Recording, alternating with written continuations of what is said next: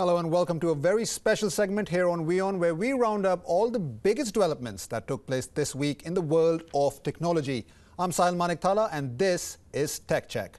Now, our top story comes from India, where there has been a lot of debate around the use of electronic voting machines. And now political parties have started to express their loss of faith in the use of EVMs, as they believe that the machines can be easily tampered with. But the Election Commission doesn't agree to that, and therefore it has decided to invite political parties, experts and citizens to an open challenge. Now, under the open challenge, the Election Commission is inviting people, including scientists and technocrats, and challenging them to show if they can hack into EVMs. Now, while the Commission is yet to decide on the exact date, it says the challenge will be held in the first week of May and could continue for 10 days. The specifics of the challenge will be decided by the Commission's Technical Expert Committee on EVMs, and the details will be made public in the next couple of days. The last time such an event had taken place was in 2009, and then, according to the Election Commission, no one was able to hack into the machines that year.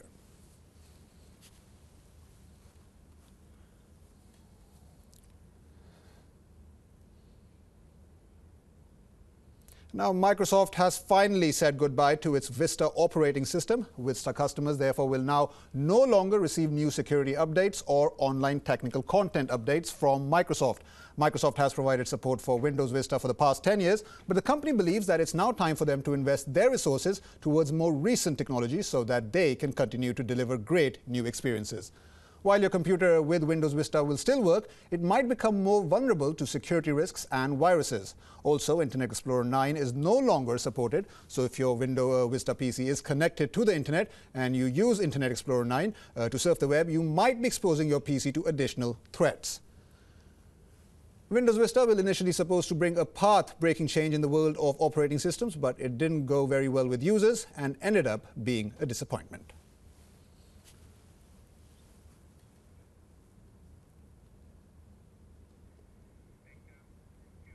But where there is an ending, there's also a new beginning. Microsoft has finally started to roll out the much-awaited Windows 10 Creator Update to customers around the world with some great 3D support, and all of that for absolutely free. Take a look. The new Windows 10 Creators Update is finally here.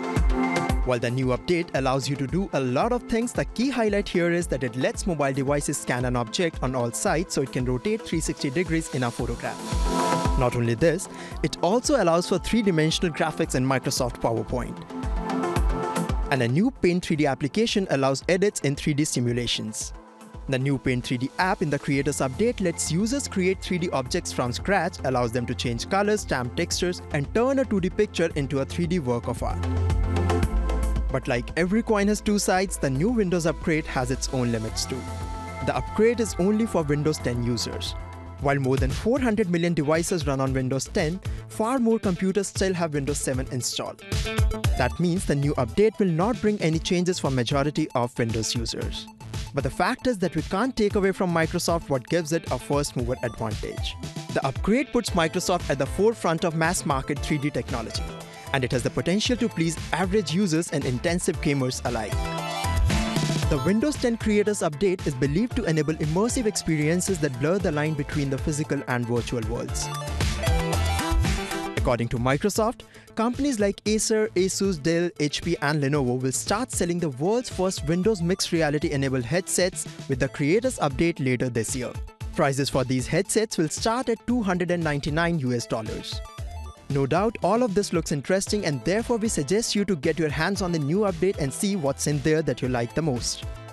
So if your Windows 10 machine has settings set to auto-download, your PC will be automatically upgraded to the new software. Otherwise, you can go to settings on your computer and check for updates. With Bureau Inputs, Ankit Tuteja for WION.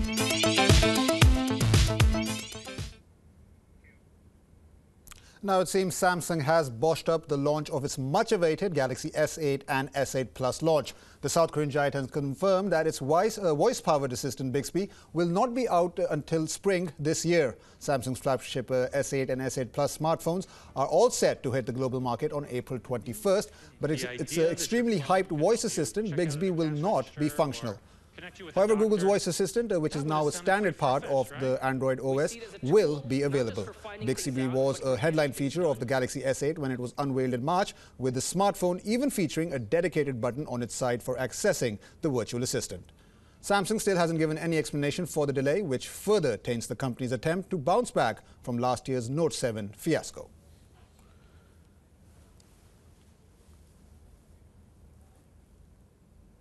Now, Facebook Messenger is making it a little easier for us to split your Sunday brunch tab with friends.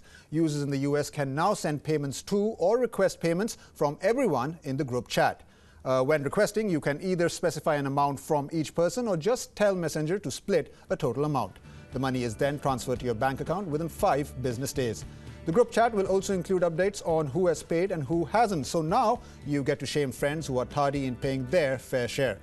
The new feature is only available on Android and desktop PC as of now, and there's no word on when it will be released for the iOS.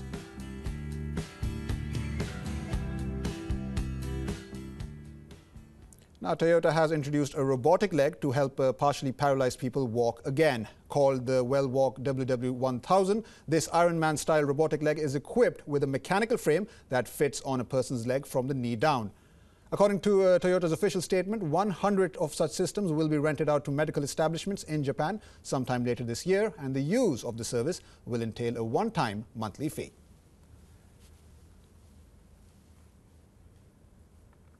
Now, some good news for Apple fans. The iPhone 7 and 7 Plus Red Special Edition models that the company announced last month are up for pre-orders in India. Both smartphones sport a vibrant red aluminium finish and come in 2 storage options, 128 GB and 256 GB.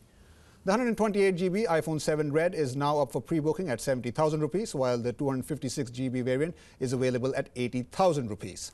Similarly, the iPhone 7 Plus Red 128 GB and 256 GB models are priced at 82,000 rupees and 92,000 rupees respectively. According to various sources, the iPhone 7 and iPhone 7 Plus Red models are set to start shipping from Saturday, 15th April. Now, Netflix is going to have a major change in its senior management. The company has announced that its longtime chief product officer, Neil Hunt, is quitting the company. Hunt has led Netflix product team for the last 18 years, but he has now decided to move on. Neil Hunt will continue with Netflix till July, and once he leaves, Greg Peters will take that role and will be appointed as the new chief product officer for Netflix. Peters most recently has led international development efforts from the Netflix office in Tokyo since 2015. In his 9 years at Netflix, Peters has held positions overseeing product engineering and business development. In addition to this rejig, Netflix has also announced that Chief Talent Officer Thwani Kranz, who joined the company in 2007, will leave the company and pursue other interests. Now, the competition in the Indian e-commerce market is getting fierce, and the latest to make an ultimate stroke in the online business is none other than top e-commerce player Flipkart. Expanding its operations, Flipkart early this week raised a whopping $1.4 billion in its recent fundraising from 3 tech companies. That includes Technicent Holdings, Microsoft and eBay. The key highlights here is that this goes on to be the biggest investment in Flipkart in its 10-year-long history. Flipkart has not revealed the amounts invested by Microsoft and Tencent, but it has made it very clear that as part of the fundraising, eBay has invested $500 million in Flipkart for a stake. Not only this, eBay has also had its Indian venture eBay.in to Flipkart, and eBay.in, however, will continue to operate as an independent entity. It also cannot be ignored that this fundraising comes amid speculations that Flipkart intends to take over arch-rival Snapdeal.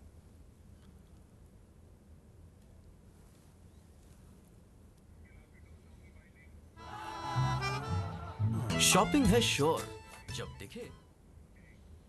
Well, that's it for this edition of Tech Check. We really hope you enjoyed that. We'll be back same time next week. But for now, we're taking a very short break. More news and updates on the other side. Stay tuned.